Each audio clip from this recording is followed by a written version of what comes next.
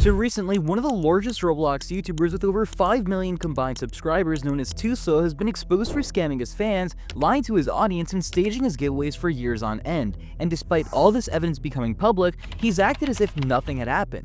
Since the situation got resurfaced a few weeks ago by Parlo, there have been many updates to the situation, with some of them being ToSlow claiming that he'd make a response video, but then it shifted to ToSlow teaming up with a horrible group of people known as Team 77. If you don't know who they are, the two main people of this group, 77 and Zero, are actively intertwined with neo-Nazi and allegations. In this video, I plan on calling everything out and bringing the full truth to light, because this situation is genuinely disgusting and deserves to be called out immediately.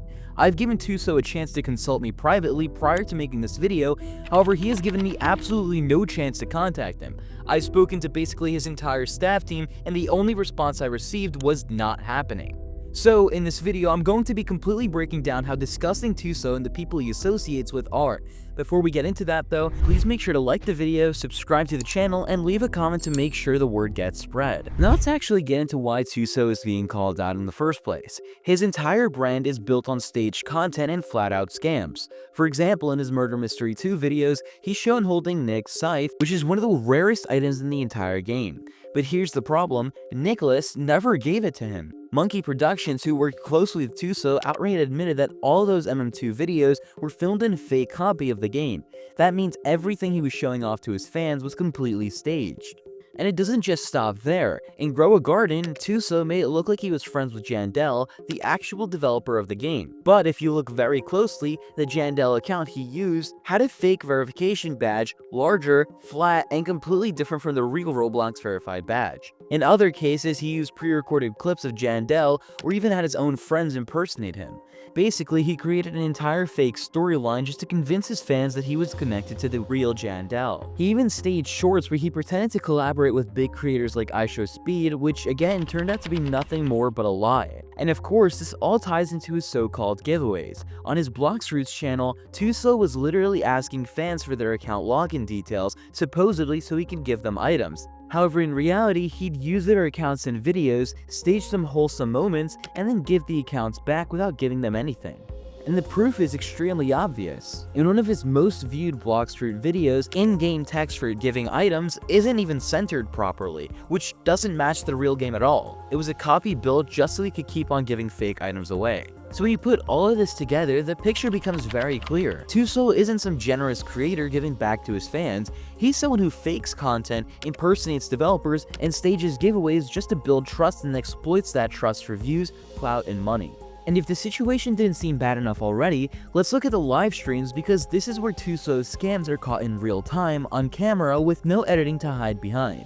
In one of his giveaway streams, you could see a viewer donate $10 showing their username, but he shrugs it off and says your joins are off bruh, and completely ignores the donation afterwards. Instead of keeping track of the donor's username to join later, he completely skips them and moves on. That's money taken and a promise completely destroyed.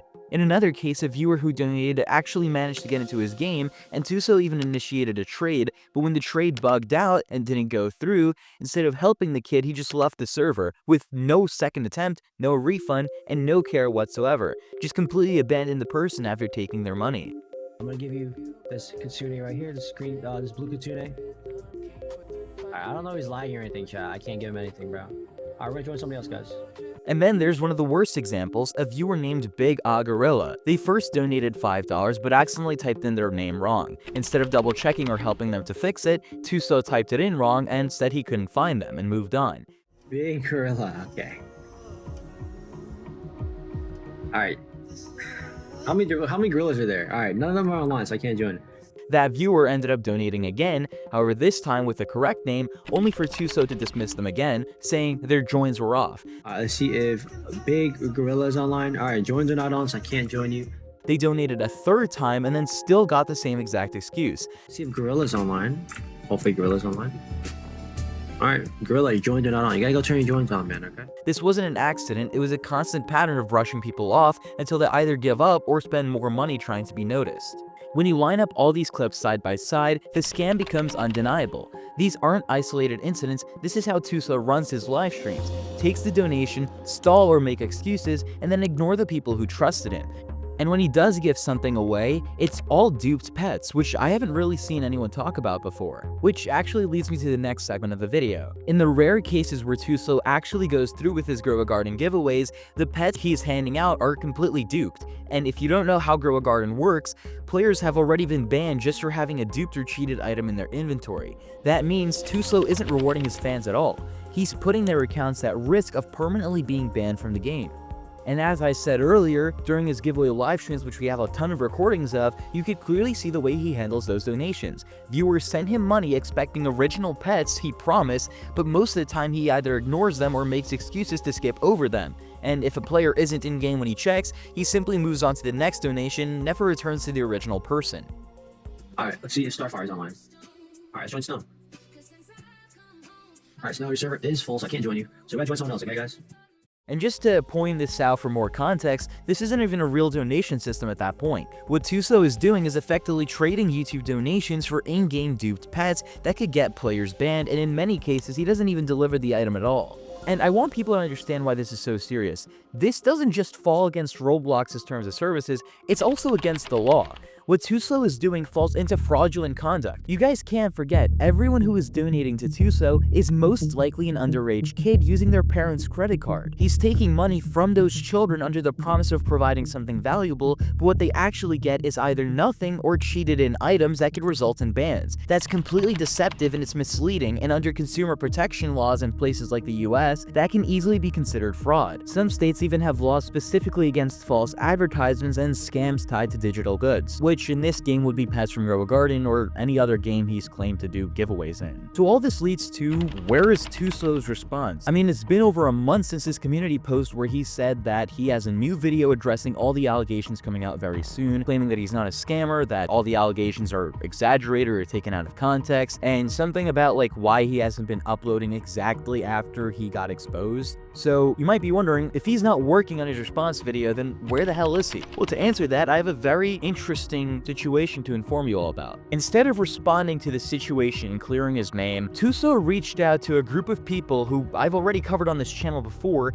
a group known as 77, which honestly functions like a hate cult directed towards Parlo. If you aren't yet aware, let me quickly re-clarify something. 77, who also goes by SC99, and his associate Zero have been behind a long string of false allegations against Parlo. They've repeatedly tried to slander him, calling him a gamer, even though it's been debunked over and over again in multiple videos with actual proof and backing from legal citations. They don't care about the truth, their entire goal is character assassination. Something I personally believe is worth pointing out in this video is that the leader of this so-called cult 77 or SC99 actually was dumped by his girlfriend because he was this obsessed over Parlo. This isn't a joke, that should really tell you a lot about this person. And now, leading back to ToSlow, he's directly gone to them, and in these chat logs on screen, you could see him reaching out to the 77, Zero, and the rest of the 77 community, asking to be put in contact with them, and even calling Parlo disgusting. According to these same chat logs, ToSlow was planning to work with them to put together some kind of hit piece video on Parlo,